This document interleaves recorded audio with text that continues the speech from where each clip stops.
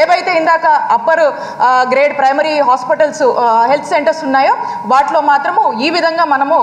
ఈ విధమైనటువంటిది మనము ఒక స్ట్రక్చర్ ఫాలో అవుతున్నామని సభ దృష్టికి తీసుకొస్తున్నాను అధ్యక్ష. అలాగే అధ్యక్ష, సభ్యులు ఫ్యామిలీ డాక్టర్ కాన్సెప్ట్ గురించి ఏదో మాట్లాడుతున్నారు అధ్యక్ష. గౌరవ ముఖ్యమంత్రి వర్యులు ఒక హిస్టరీ క్రియేట్ చేస్తూ వారి యొక్క నోవెల్ థాట్ నుంచి అధ్యక్ష ఈ యొక్క కాన్సెప్ట్ని తీసుకువచ్చి ఈ యొక్క కాన్సెప్ట్ ప్రతి గ్రామంలో ఉన్నటువంటి డాక్టర్ వైఎస్ఆర్ విలేజ్ క్లినిక్స్ అంటే దాదాపు ఆ గ్రామంలో ఉండేటువంటి 2000 జనాభాకు సంబంధించి అధ్యక్ష అక్కడ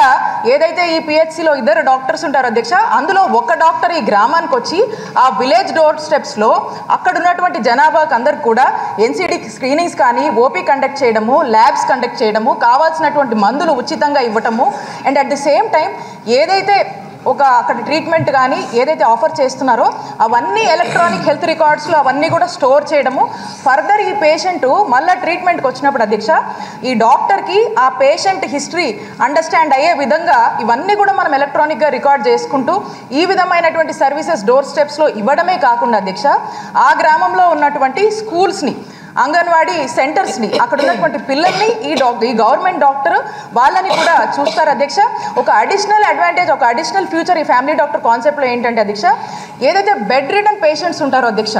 ఒకసారి ఆలోచించండి అధ్యక్ష, ఒక గవర్నమెంట్ డాక్టరు ఒక బెడ్ రిడన్ పేషెంట్ ఇంటికి వెళ్ళి ఆ బెడ్ రిడన్ పేషెంట్ని చూసి అక్కడ కావాల్సినటువంటి ఇన్వెస్టిగేషన్స్ చేసి కావాల్సినటువంటి ఉచిత మందులు ఇచ్చి ఆ వెల్బీయింగ్ గురించి అన్ని విధాలుగా కూడా కనుక్కొని ఆ ఇంటి దగ్గరే వైద్యం అందిస్తున్నటువంటి పరిస్థితి ఈరోజు జగనన్న ప్రభుత్వంలో నెలకొంటుందంటే ఒక్కసారి ఆలోచించండి అధ్యక్ష. मंदिर को भव्य बनाने के लिए आपके द्वारा सुचारू रूप से दिया जा रहा है. तो अध्यक्ष जी, मेरा ये कहने का मतलब है कि चाहे वो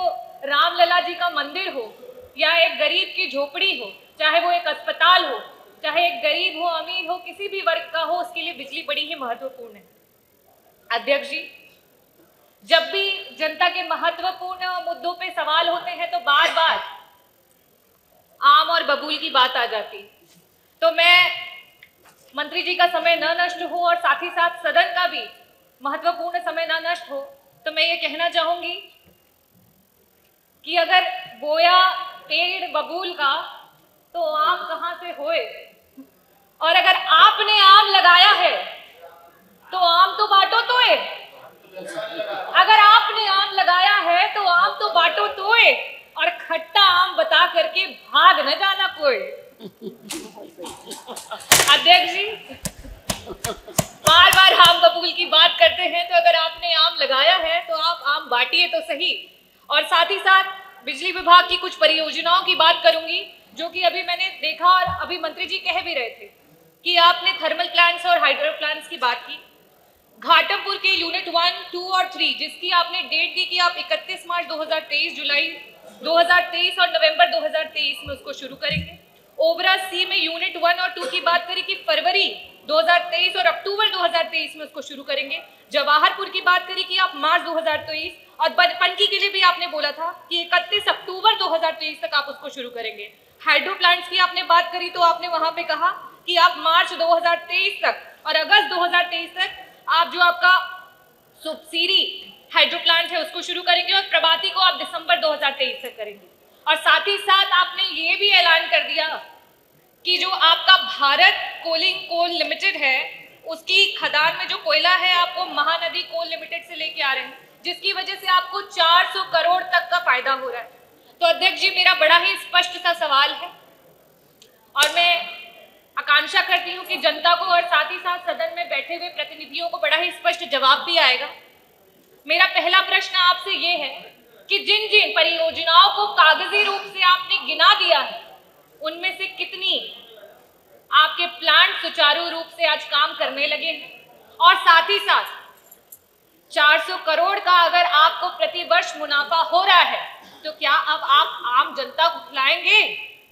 और जिस तरीके से चाहे वो दिल्ली की सरकार हो या राजस्थान की सरकार हो, उन्होंने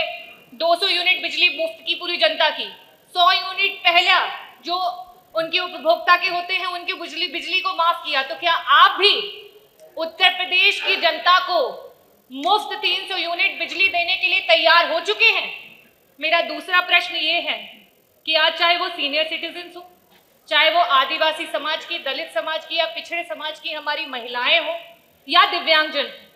वो आपसे बड़ी उम्मीद और आस के साथ आपकी तरफ देख रहे हैं कि उन्हें मुफ्त बिजली मिले। उनको 300 यूनिट मुफ्त बिजली की आकांक्षा है आपसे।